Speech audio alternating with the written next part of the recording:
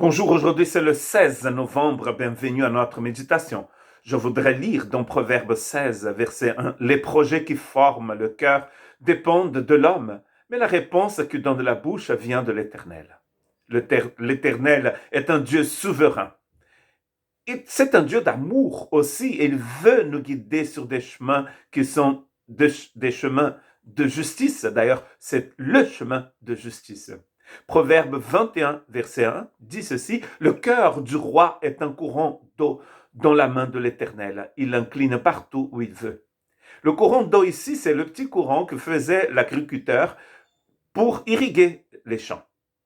Il déviait donc le cours de la rivière pour pouvoir irriguer l'eau. C'est aussi ancestral que les civilisations égyptiennes, sumériennes et toutes les hyènes du monde.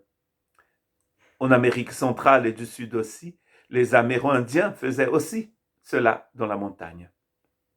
Et c'est ce que le texte dit, que Dieu est comme cet agriculteur qui peut dévier en fait le courant pour pouvoir irriguer les champs.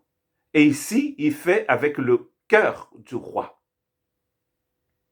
Paul, quand il prie pour les Colossiens, dans Colossiens chapitre 1, verset 9 à 11, il dit « Je prie pour que vous puissiez connaître la volonté de Dieu. » Grandir dans la connaissance de la volonté de Dieu. Et cela va produire des fruits qui sont très intéressants, nous dit Paul quand il écrit aux Colossiens. Grandir dans cette connaissance. Parce que nous sommes limités. Nous pouvons faire de projets, mais la réponse vient du Seigneur. Je me souviens que l'année dernière, j'avais le projet d'aller en Espagne acheter un pommier, ou un oranger aussi. Donc j'avais trouvé chez Carrefour des vases immenses, pas très chers, que j'ai mis dans ma cour, qui est tournée vers le sud. Mais les frontières étaient fermées. Et elles sont restées fermées pendant longtemps. Et donc mes projets d'acheter un pommier en Espagne, parce que c'est moins cher, et je ne vis pas loin de l'Espagne, je vois l'Espagne de mon village, mes projets sont tombés à l'eau. Nous pouvons faire des projets, mais il vaut mieux faire confiance au Seigneur en faisant des projets. Jacques 4, 13, 15 dit « À vous maintenant qui dites aujourd'hui ou demain, nous irons dans telle ville, mais nous y passerons une année, nous trafiquerons et nous gagnerons. » Nous allons faire du commerce en quelque sorte. C'est ce qu'il veut dire ici. Vous que ne savez pas ce qui arrivera demain, car qu'est-ce que c'est que votre vie? Vous êtes une vapeur qui paraît pour un peu de temps et qui ensuite disparaît.